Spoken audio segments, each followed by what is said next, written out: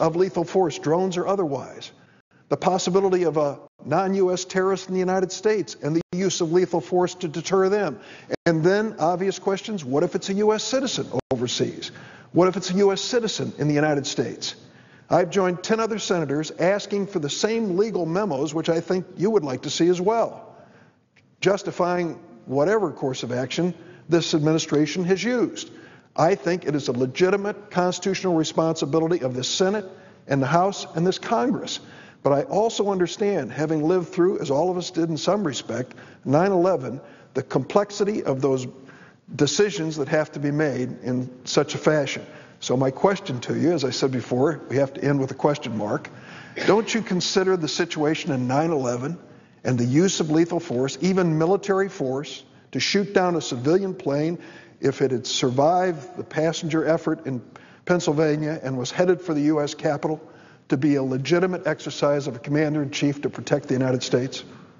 Madam President, absolutely. My answer to the question that the senator raises is absolutely. We have the right to defend ourselves, and it would have been a decision that has to be made imminently because a lethal threat needs to have a lethal response immediately.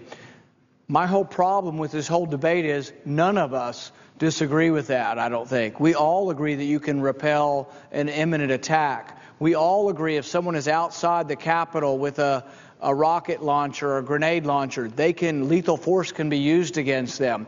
None of us disagree on that. We're talking about a targeted drone program where we target individuals.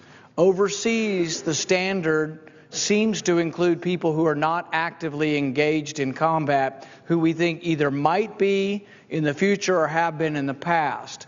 I don't think that standard can be used in the United States. I think when you're in a battlefield, you don't get due process. If you're shooting at Americans, drones can hit you anytime, missiles can hit you. There is no due process in a battle. This is a big debate because many have said the battlefield is here, but if the battlefield is here, then that would imply that the Fifth Amendment doesn't apply here.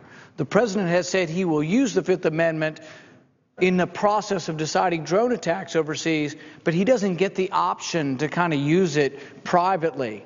Using the Fifth Amendment privately, to me, is not really using the Fifth Amendment. I will say I have a great deal of respect for the senator from Illinois. We've often been on the same side on civil liberties issues.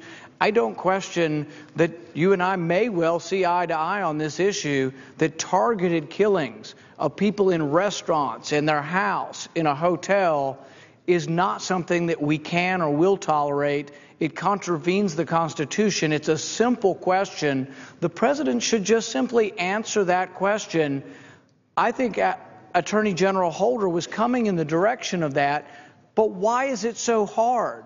Why is it like pulling teeth to get them to admit that they don't have this power? Presidents need to more easily say, by golly, no, the Constitution says you can't do that. The Fifth Amendment does apply. There are no exceptions to the Fifth Amendment for American citizens on American soil. That's all we're asking. But I think the 9/11 comparison or Pearl Harbor is a red herring in the sense that none of us disagree with repelling a lethal attack, an imminent lethal attack, an ongoing lethal attack with lethal force. No one disagrees with that. Further for a question, without yielding the floor? Yes. The white paper that's been presented to us by the Justice Department concludes that the right to national self-defense and the 2001 authorization to use military force gave the U.S. government legal authority to kill a U.S. citizen in a foreign country that is not an area of active hostilities.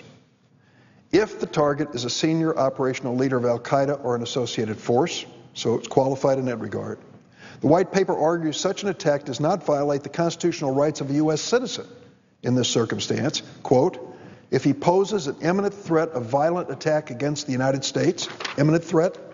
Number two, his capture is not feasible. And the Justice Department white paper goes on to say, and the operation complies with law of war principles, such as the need to minimize collateral damage. I will say to the senator, I stand with him. I want an answer to his question, and I think we should pursue it on a bipartisan basis, as we have many issues together in the past. I think it is a legitimate question, but I would say that the white paper that we've been given relative to this U.S. citizen overseas has some fairly narrow circumstances in terms of the use of force. When it comes to the use of that force in the United States, I believe the circumstances should be just as narrow, if not more. And I would just say to the senator, I am genuine in my concern of bringing these issues out in a full hearing of our Constitution Subcommittee. And I think I have to end the question, and I hope he appreciates my sincerity. Madam President, in very quick response to that, one of the few problems with that is that they also go on to say that imminent doesn't need to be immediate.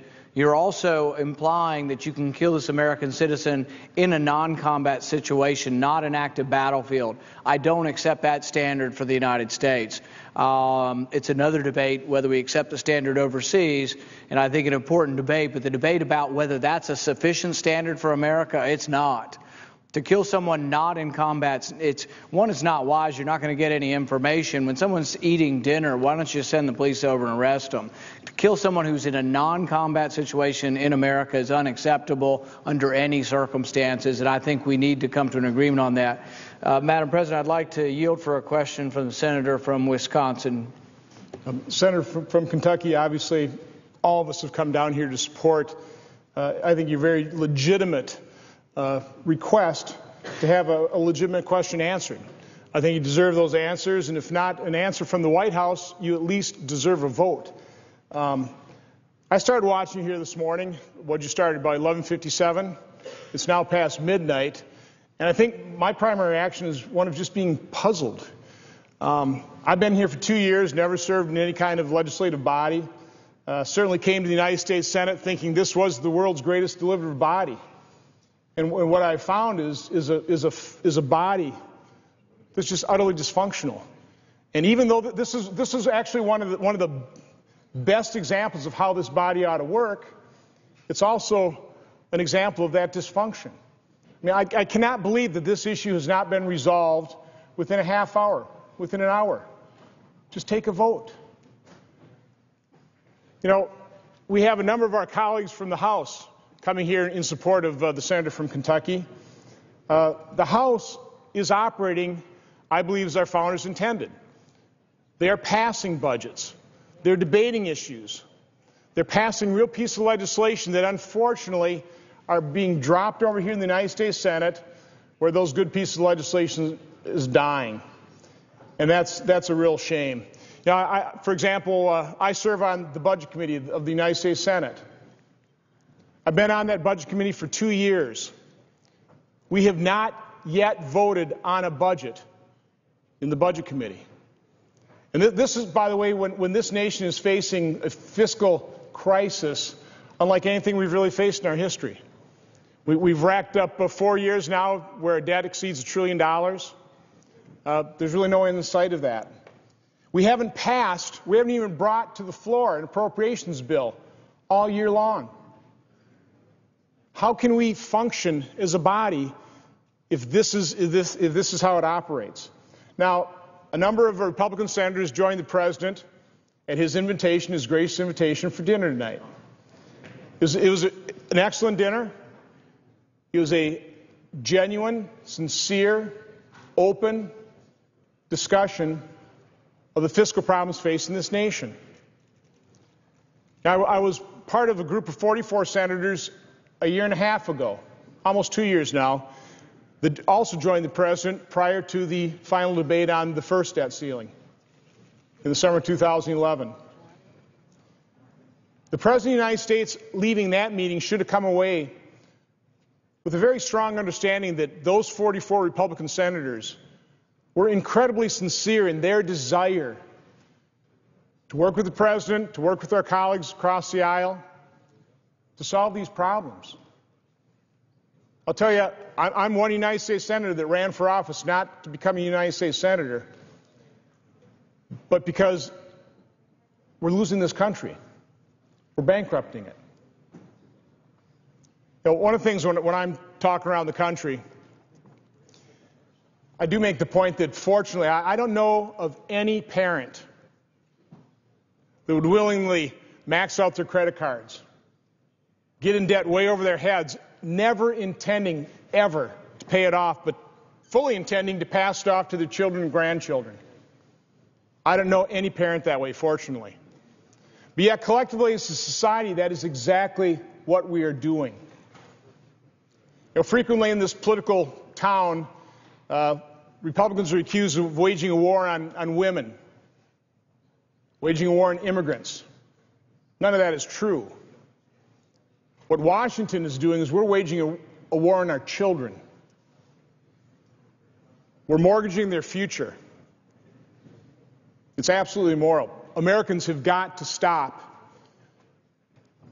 and consider what it is we're actually doing to future generations. So I certainly left the president, or the dinner with the president tonight. I think all of my colleagues did. I hope the president did. With this pretty strong sense, once again, that there's a great deal of sincerity, a great deal of desire to roll up our shirt sleeves, put down partisan bickering, put down partisan differences, work together to really solve this problem. I think there's got to be a realization that, neither side's going away. If we're going to start solving these problems, we have got to start working together. We have got to return the United States Senate into that deliberative body that our founders intended it to be. We've got to be willing to be held accountable. We've got to take votes. It shouldn't be that hard. We shouldn't be afraid. Now, I'd ask the senator from Kentucky, as I understand this, again, just puzzling that we're here now after midnight. And again, I just applaud you for your resolve here. And that's why you see every member coming down here and providing the support. But I think all you wanted was either unanimous consent or possibly a vote on this simple question. Resolved, that is the sense of the Senate that, 1, the use of drones to execute or to target American citizens on American soil who pose no imminent threat clearly violates the constitutional due process rights of citizens. Seems like a pretty simple question. Seems like one that most United States senators would want to express their opinion by taking a vote or allowing this resolution to pass by unanimous consent. So I guess my only question is that really all you're looking for? Either an answer from the White House or just a simple unanimous consent agreement or a simple vote? Madam President, I thank you for the question from the senator from Wisconsin. And yes, we had two simple requests tonight. The first was for a vote on a non-binding resolution to express our opinion that it's unconstitutional to kill Americans on American soil, and that was denied by the majority party.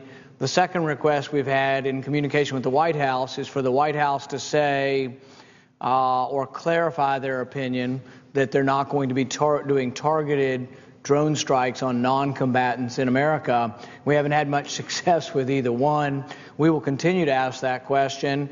I've told them that I will remove myself from the blockage of John Brennan's nomination as soon as we get some clarification from the White House. I'm still hopeful in the morning that they will do that, and by doing that we can move forward with it. But I've been more than willing to compromise because I don't think it's so much about John Brennan as it is about a constitutional principle. But I want the president to publicly acknowledge that the Fifth Amendment does apply to Americans in our country, and that we're not going to cherry pick when we apply the Fifth Amendment. Madam President, at this time I'd like to yield for a question from the senator from South Carolina. Thank you. Will the senator from Kentucky yield for a question? Yes. Thank you. The drone issue is not an issue. It's not a question about Democrats versus Republicans or the DNC versus the GOP. It's not a question about the executive branch versus the legislative branch. It's not a question about conservatives versus liberals. It's a question about the Constitution. Another one of our friends said that this nation, our great nation, needs to stand and recognize what Rand Paul is doing today for Americans. All of our aspirations mean nothing at all, without our rights. Another said that you don't have to like our political party. You don't even have to like Senator Rand Paul to stand with Rand. You only need to be against the assassination of Americans without due process on U.S. soil. And so I will close with the question that we've heard many times already. Why will not this administration simply state that it is unconstitutional and illegal for the government to kill Americans in the U.S., or said on our soil, or as I think about it, it's illegal on the soil of Greenville, South Carolina.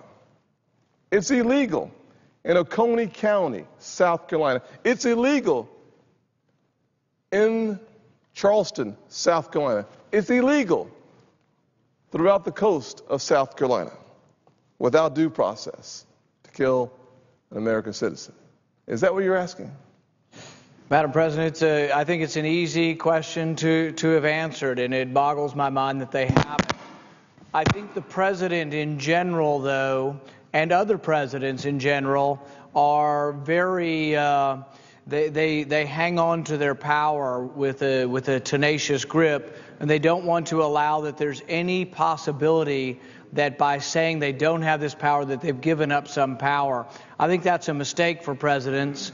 I think it goes against what the candidate Barack Obama was for and the Senator Barack Obama. And I hope that in the morning when they wake up, they'll wake up and think about what candidate Barack Obama said in 2007, what Senator Barack Obama once stood for as a senator, and that is that the power of the presidency is limited and checked by the Constitution. Madam President, at this time I'd like to yield for a question from the senator from Arizona. I thank the gentleman for yielding. I want to commend the gentleman for this 12-hour-long quest, I think it is now.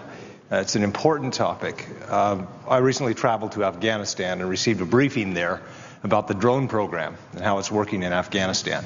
And after seeing that briefing, seeing examples of how it's being used, I have to tell you, I was awed by it. I thought, what a powerful weapon, what a great weapon, in this case, to use against terrorists. But my second thought is, what happens when that's in the hands of our enemy? And I can tell you, it's a sobering thought to think of what happens when our enemies get this kind of technology. But it's also sobering to think of what can happen if we use this technology here domestically. So I think that the question you've asked is totally right and proper. At what point or where does the president derive authority, or does he believe he has the authority to use these weapons or any kind of weapon for lethal means when there is no imminent threat? So I think that the question that the gentleman is asking, if I understand the question correctly, is right and proper. My understanding is all you want to find out is, does the president believe that the administration has the authority to use lethal means in this manner domestically? Is that correct? Madam President, that is correct. It's a simple question. I think we're not asking for any heavy lifting here. We're asking the president, do you have this authority? And I think it's important that it is a legal question in the sense that we want to ask and get a legal constitutional response.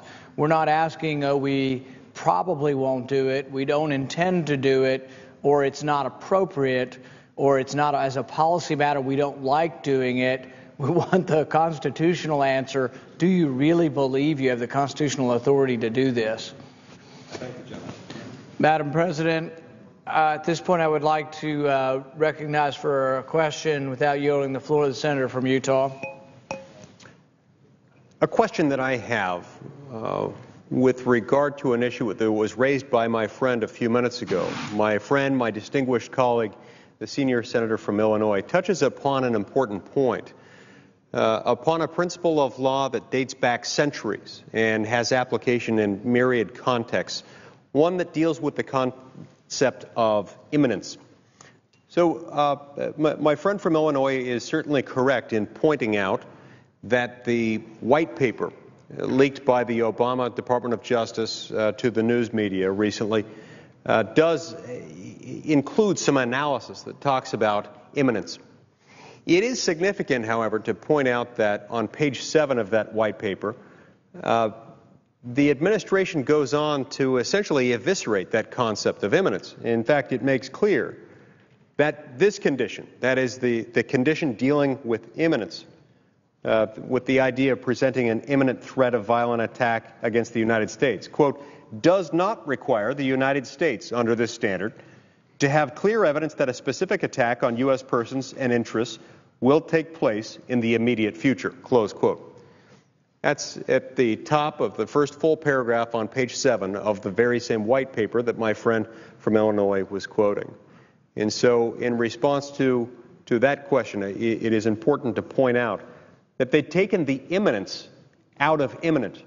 There is no more imminence in this standard. And so if, in fact, we're to believe the white paper is the correct assessment of the administration's position, it is no longer an imminent standard. It is something else. It's something of a new development. It's something that was created out of whole cloth by this administration that has nothing to do with the traditional imminent standard. So I ask my friend, my colleague, Madam President, my friend from Kentucky, whether this is consistent with time-honored notions of due process.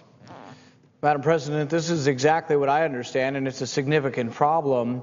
And I would be happy to yield if there's a question from across the aisle or a question that is in the form of an explanation as well on his understanding if we understand this incorrectly. But this is a real problem because the idea of imminence people think of is someone leveling a weapon at you. You're in a battlefield. All of these things of which none of us disagree that there should be a response. But the problem is, I mean, it really is, and this is, I'm not an attorney, so it's easy for me to disparage attorneys, even though I'm standing among two that I admire, or more probably. But the whole point is that sounds like a bunch of government attorneys got together and tried to write some gobbledygook that no one could understand, that makes no sense, that imminence now means something that's not immediate. I'd be happy to entertain a question or... without yielding the floor. This is getting perilously close to a debate, and I'm sorry for those who are observing it if it looks like a Senate is actually in debate. But an obvious question, was Osama bin Laden an imminent threat to the United States when we took him out? I think he was. Was he hatching a plot to cause harm to the United States in an imminent manner? Probably not. Madam President, I would say touché. Good response, and I think well worth thinking about. And difficult in the sense that I don't think there's any of us who really were opposed to getting bin Laden. And there's a question, you're right, of whether or not exactly there was imminence involved with that. And I think, though, that when we start talking about standards, whether we have standards in battlefield, standards overseas, and standards at home, I think the standard at home has to be incredibly high. And I don't believe that we're involved in a battlefield here. I don't believe that you have given up due process here. I don't know that bin Laden had any due process. And I would yield for a question from the senator from Texas. I thank the senator from Kentucky, and I would point out that the questions of imminence I don't think are nearly as difficult as has been suggested. And indeed, I'd like to thank the senior senator from Illinois for braving this long evening and for expressing his equal and heartfelt concerns about the limitations on the power of the executive to take the lives of U.S. citizens on U.S. soil.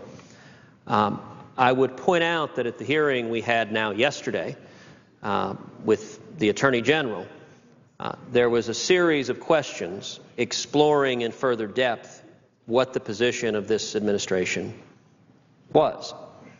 Because in response to the senator from Kentucky's inquiry, Attorney General Holder put in writing that he could imagine circumstances in which it would be permissible to take the lives of U.S. citizens on U.S. soil. And the two examples he gave were Pearl Harbor and 9/11. And as the senator for Kentucky responded, and I think everyone here agrees, those examples are unobjectionable. Both of those instances were instances of grievous military attacks. I think nobody doubts that if kamikaze planes are coming down on our ships in Pearl Harbor, that the United States can use lethal force to take out those planes and to save the lives of our servicemen and women. There's no question about that, legal or otherwise. Likewise, I think nobody doubts that if terrorists have taken over an airliner and are steering it into a building, that as tragic as that decision would be, as heart-wrenching as the decision on 9/11 must have been for the president to give the order to shoot down that fourth commercial airline if it began approaching yet another target where it could inflict thousands of deaths. I think nobody disputes that stopping an imminent, immediate act of violence, and indeed a military act of war, is fully within the authority of the federal government. The question that was posed of the Attorney General was the question that Senator Paul had asked originally, not that question. Rather, it was, if there is an individual, a U.S. citizen, on U.S. soil who is suspected of being a terrorist and for whom we can say, arguendo, there is abundant evidence to demonstrate this individual is a terrorist. And if this individual is on U.S. soil and is not currently an imminent threat of violence, if he or she is sitting at a cafe in rural Virginia having a cup of coffee, the question that I pose to the Attorney General is, in those circumstances, would it be constitutional for the United States government to send a drone to kill that U.S. citizen on U.S. soil with no due process of law if that individual did not pose an imminent threat? Now, in my judgment, that was not a difficult question. I think the answer, frankly, the answer I expected was, of course not. Of course the federal government cannot kill a U.S. citizen on U.S. soil who does not pose an imminent threat. That's been the state of the law from the day our Constitution came into effect and from before. Instead, the first response of the Attorney General was, well, it wouldn't be appropriate to use lethal force there, and we wouldn't do so. And I pressed again to the Attorney General and said, with respect, the question is not whether it is appropriate or not. It's not a question of prosecutorial discretion. Do we trust that you would not choose to exercise lethal force in that circumstances? Rather, it is a question, would it be constitutional to kill a United States citizen on U.S. soil with a drone if that individual did not pose an imminent threat? The second time, the Attorney General said, I don't believe it would be appropriate. Yet a third time, I asked the Attorney General, I am not asking about appropriateness. As the Attorney General of the United States, you're the chief legal officer for this nation. Does the Department of Justice have a legal opinion as to whether it is constitutional for the U.S. government to kill a U.S. citizen on U.S. soil if he or she does not pose an imminent threat? And yet a third time, the answer was it wouldn't be appropriate. And then finally, when asked a fourth time, the Attorney General said, when I say appropriate, I mean it wouldn't be unconstitutional. And so finally, after asking 4 times, the Attorney General agreed. And my response in that questioning was, General Holder, I'm very glad you have stated that position. I emphatically agree with that position. I don't understand why it took such gymnastics to get to that position. I wish you had simply said that in response to Senator Paul now 2 days ago. It would have been a very straightforward and simple thing to say. And what I also said to the Attorney General is that Senator Paul and I have drafted legislation that will make explicitly clear that the U.S. government may not kill a U.S. citizen on U.S. soil who does not pose an imminent threat. And I hope, based on the Attorney General's representations, that the Department will support that legislation. That ought, in my judgment, be legislation that should be bipartisan legislation that should pass this body 100-0. because it is truly phrased with as unobjectionable a legal truism as I can come up with. I will admit I have been flabbergasted as these days have gone on. Why John Brennan, when asked by Senator Paul this question, did not simply say no. Why Eric Holder, when asked repeatedly, did not simply say no, at least not at first. And why in the now over 12 hours that this filibuster has proceeded, the White House has not put in writing the absolutely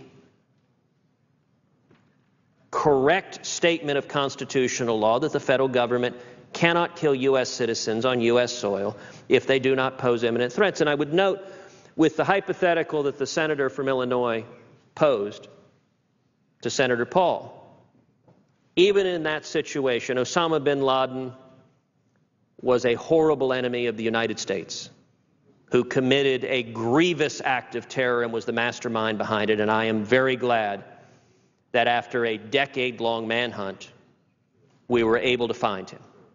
And we were able to, in a military battlefield, take him out. I would suggest the question, if he were not in Pakistan, if he were living in an apartment in the suburbs of Chicago, and if he were asleep in bed, I would suggest that even if he were Osama bin Laden, a really, really, really bad guy, there is nothing in the Constitution that gives the federal government the authority to fire a missile at an apartment with a sleeping person in it in the United States of America if that individual was a U.S. citizen. And if he were in the U.S., what we would do is what we would expect to do with any other really, really, really bad guy, which is go in and apprehend him. Now, behind enemy lines, you can't always do that. There are things that happen on the battlefield that we would never do here at home. And so I would suggest that any argument that says that someone sleeping at home in bed presents an imminent threat is an argument that stretches the bounds of the word imminence beyond where its natural meaning should lie. If an individual is pointing a bazooka at the Pentagon, or robbing a bank, or committing another crime of violence, there is no doubt that force and lethal force can be used to stop that crime of violence. But I think there likewise should be no doubt that the federal government lacks the authority to kill United States citizens on U.S. soil if there is no imminent threat of death or grievous bodily harm. And so I am hopeful that the result of this extended discussion will be severalfold. I am hopeful, number one, that it will prompt the White House to do what the White House has heretofore refused to do, which is in writing explicitly answer the question posed by Senator Paul now over a week ago, and explicitly state as the position of the United States of America that the federal government cannot kill a United States citizen on U.S. soil if that individual does not pose an imminent threat of death or grievous bodily harm. I also hope that a consequence of this extended discussion is that we will find widespread agreement in this body behind passing legislation to make clear that the Constitution does not allow such killings. I am hopeful that that legislation will command wide support on the Republican side of the aisle, but likewise wide support on the Democrat side of the aisle.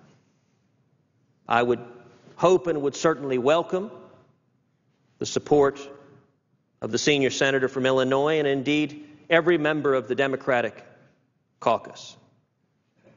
And should this body come together in a bipartisan way, or even better, in a unanimous manner, and clarify that the Constitution prohibits killing U.S. citizens on U.S. soil absent an immediate threat, I would suggest this debate would have accomplished a great deal, because it would have made clear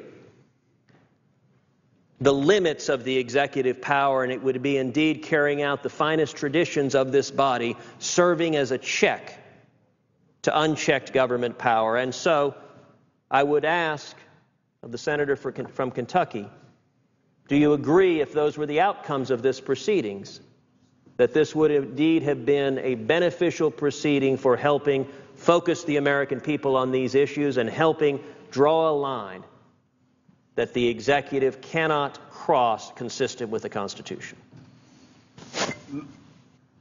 Mr. President, I am hopeful that we have drawn attention to this issue, that this issue won't fade away, that the President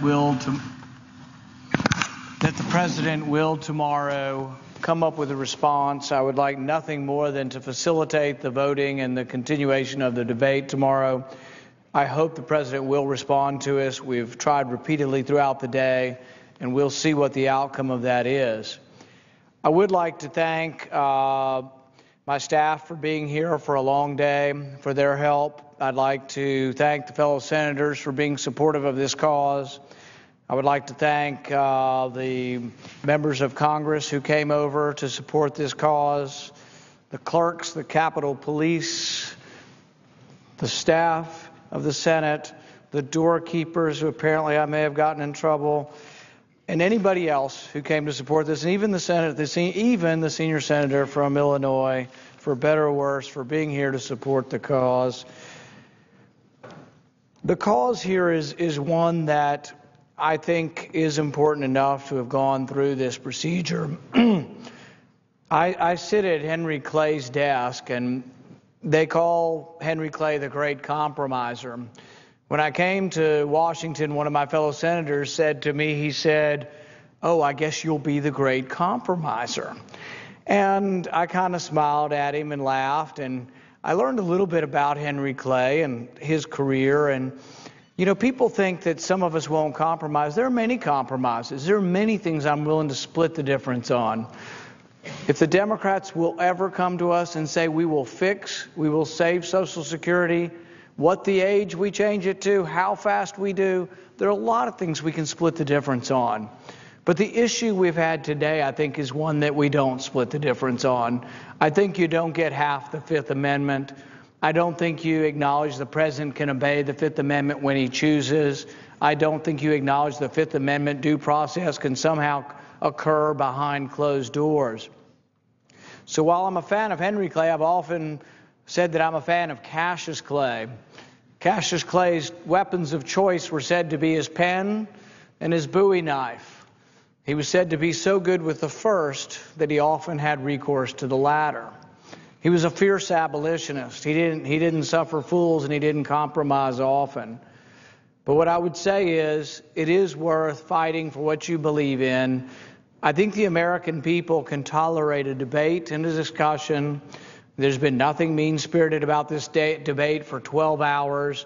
I think, in fact, more of it would be even better. I wish we had more open and enjoined debate. The senior senator from Illinois has brought up good points, and I think that there is much discussion. I just hope that this won't be swept under the rug, and that this isn't the end of this, but that this is the beginning of this. And I would go for another 12 hours to try to break Strom Thurmond's record, but I've discovered that there are some limits to filibustering, and I'm going to have to go take care of one of those in a few minutes here.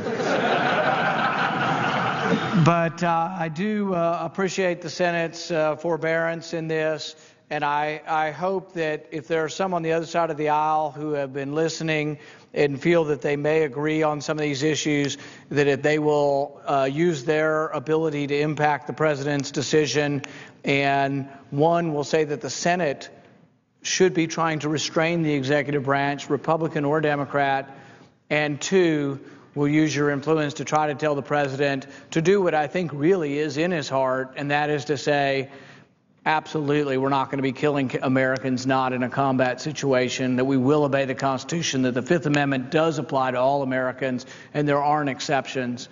But I thank you very much for the forbearance, and I yield the floor. Mr. President. Senator from Illinois. There will be order. There will be order. Expressions of approval or disapproval are not permitted in the Senate.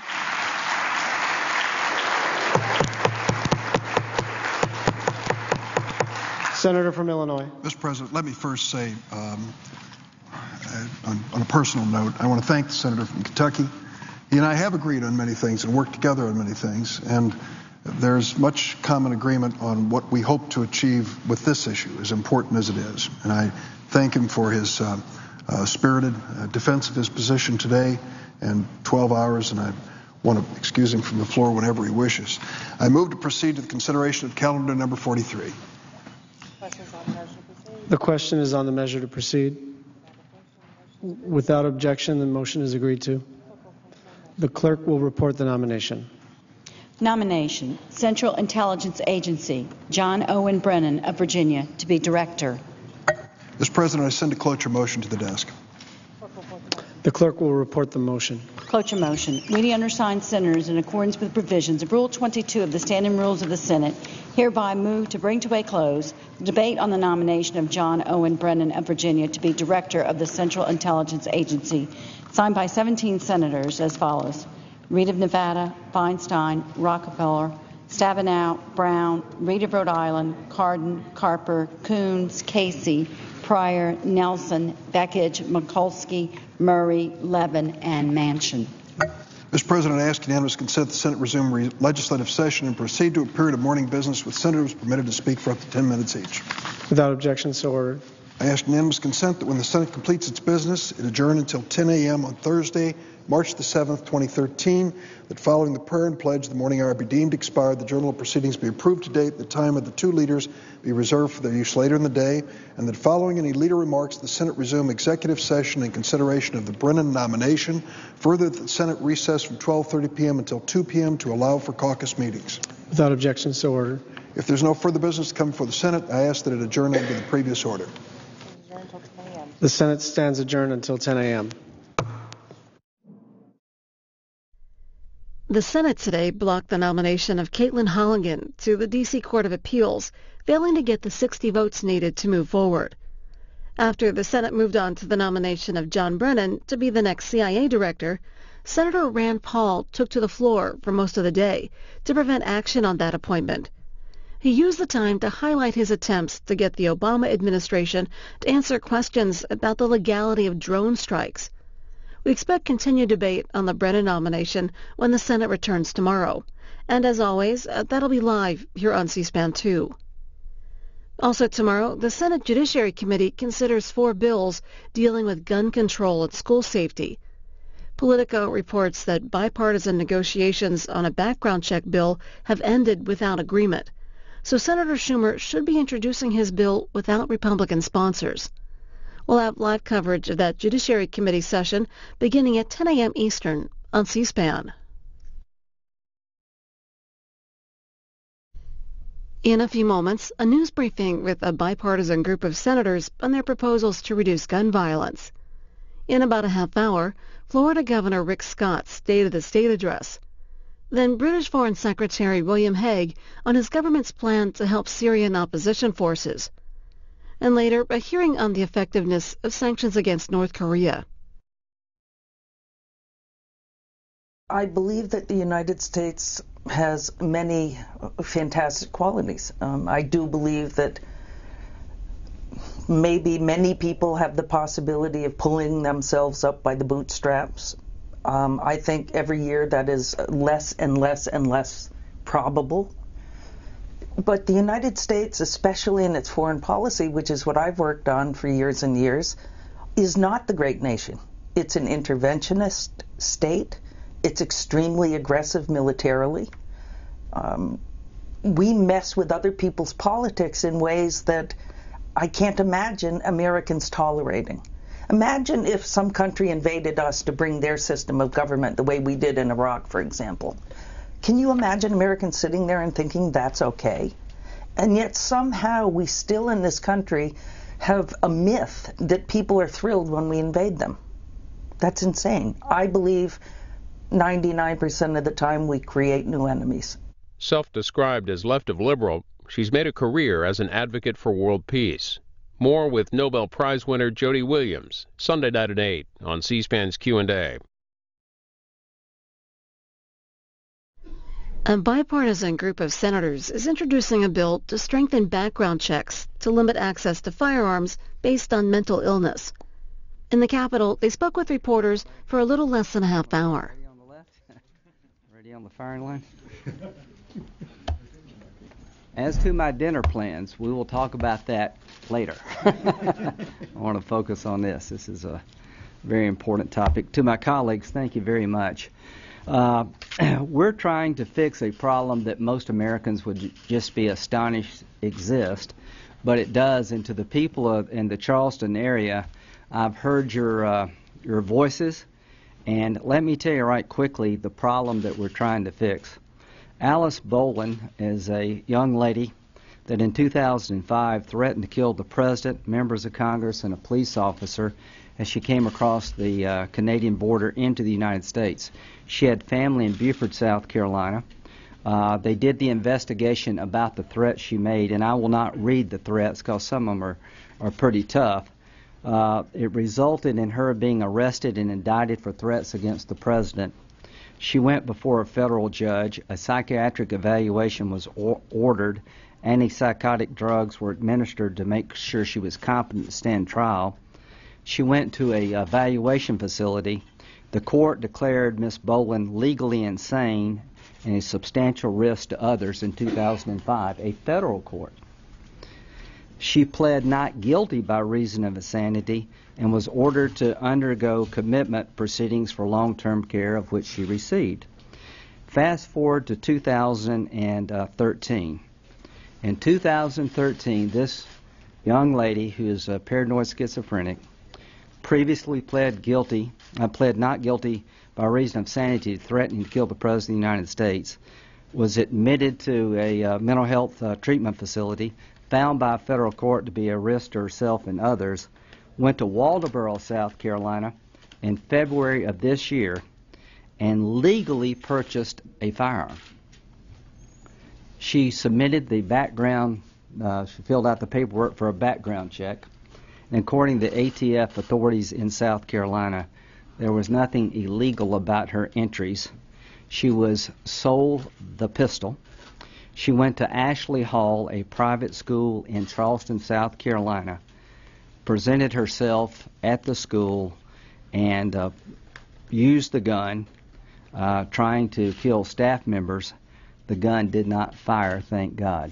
It was a semi-automatic .22 pistol, and the gun did not fire, but she legally bought a firearm after having been in federal court and found to be dangerous to herself and others, passed a background check. And what have we learned? That our current system has major gaps in it. And this legislation, this bipartisan, and I want to thank Senator Begich and Pryor and Flake for helping fix this major flaw in the system. We have legislation that will make sure that in the future, people who find themselves in this legal category of having gone to a federal court and pled not guilty by reason of insanity, having been a judge by a federal court to be dangerous to themselves and others, would no longer be able legally to pass a background check. There are a lot of emotion around the gun violence issue, but I am hopeful this is one area where we can find tremendous bipartisan support to fix what I think is a gaping gap in our law.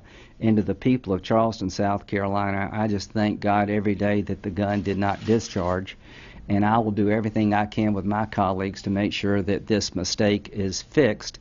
And in South Carolina, there's an effort at the state level to record all adjudications finding someone mentally incompetent and dangerous to themselves and others, and entering that data into the federal system so people who are in that category in South Carolina at the state level cannot buy a gun. I think there's over 14,000 that would fall in that category, so we're trying to make advancements at home to help fix this problem. With that, I'll turn this over to Senator Begich, who helped co-author this legislation. Thank you very much, Senator Graham, and thank you for bringing this issue. I was familiar with it on some level, but Senator Graham clearly had an incredible story to be told and what happened in his home state, and it made it very apparent how we needed to fix this. So thank you, Senator Graham, for coming forward and working on this, and as well as my two other colleagues, Senator Pryor and Senator Flake. You know, I was pleased to help negotiate part of the bill to strengthen the background check system while protecting both gun and mental health rights. Currently, the system, as defined and detailed here, has many holes in it. Dangerous people can fall through the cracks, in part because the background check system lacks a clear definition of mentally incompetent. By creating a clear definition, this bill will help prevent individuals with dangerous mental health illness from buying guns. Granted, this is only part of the solution to reducing gun violence, but it's an important step forward. In addition, the bill will strengthen the rights for people with mental health illnesses. It provides a specific definition of mentally incompetent. That only includes individuals involuntarily committed to treatment. This bill also creates a clear pathway to recovery within the system. The changes are outdated and offensive terms such as mentally defective. When addressing the complicated issues of violence in our communities, we must neither stigmatize mental health nor abridge the Second Amendment rights. This bill is a step in the right direction.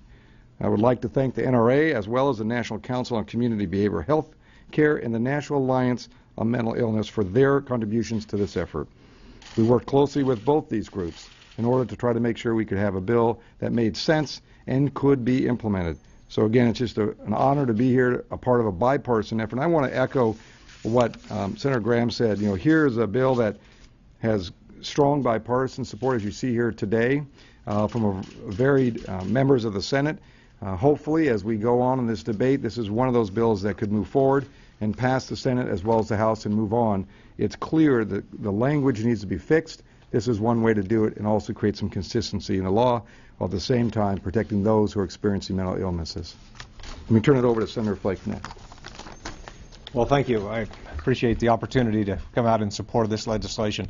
You know, in Arizona, after the shooting of Gabby Giffords just a couple of weeks ago, Mark Kelly and Gabby came to Capitol Hill and talked about some of the shortcomings of our background check system.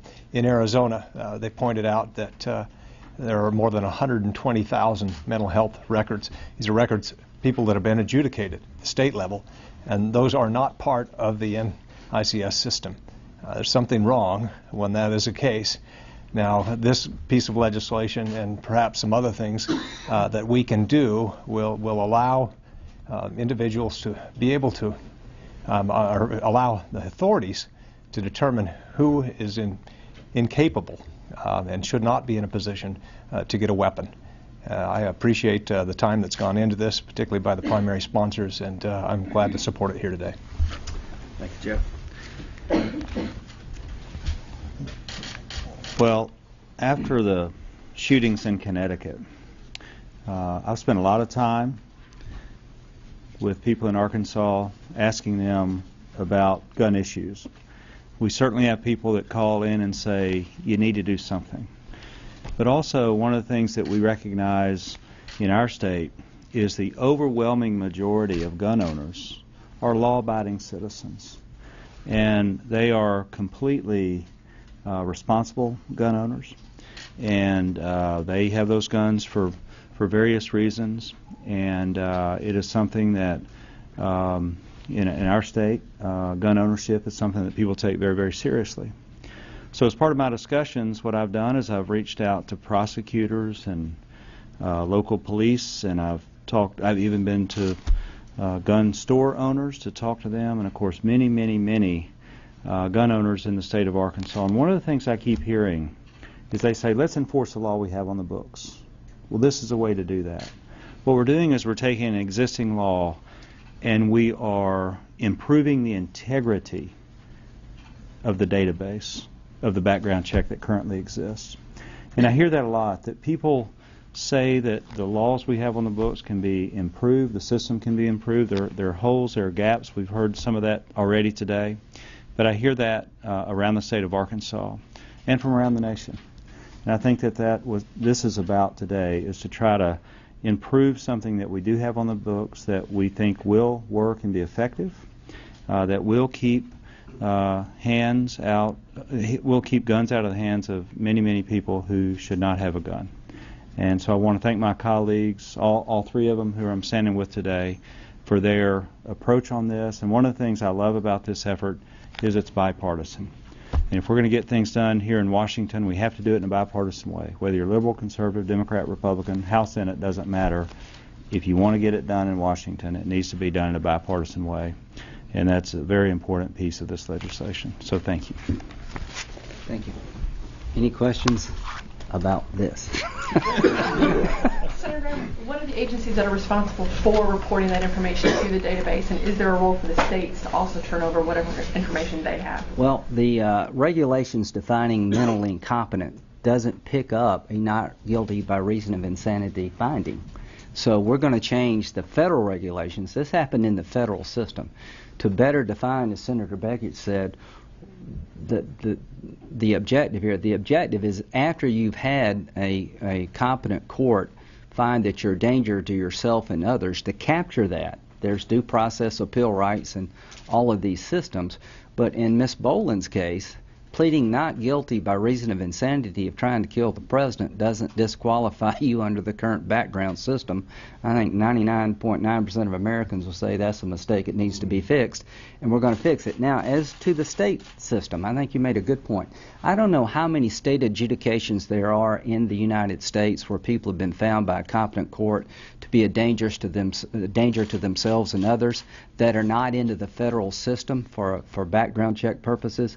There's I think 14,000 in South Carolina. So my state legislature is trying to fix that problem by requiring our state law enforcement division to take all of these adjudications and put them into the federal system. And I would urge every state to do that, just like Jeff has said. You know, we've got thousands of people out there who have had their day in different courts and have found to be dangerous to themselves and others that the system doesn't know about when it comes to gun purchases. Whatever differences we have, I think this is one area we should be able to rally around. Senator, under the current law, Alice Boland, who you use as a prolific example, would be allowed to go to a gun show and buy a gun. This would not change it.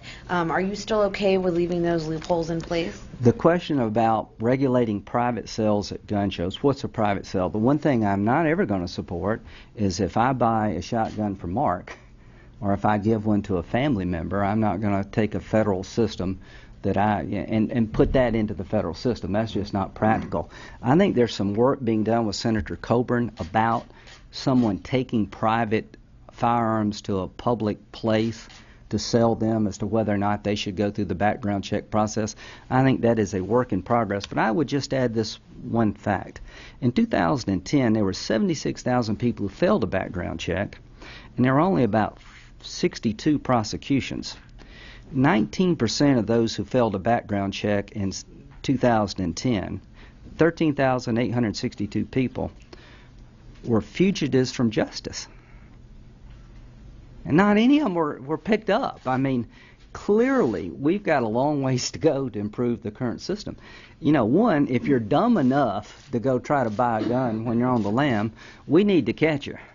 I mean, imagine this. Someone who is a fugitive from justice goes in to buy a gun, fills out the form, they pop up in the system as being a fugitive from justice, and nothing ever happens to them.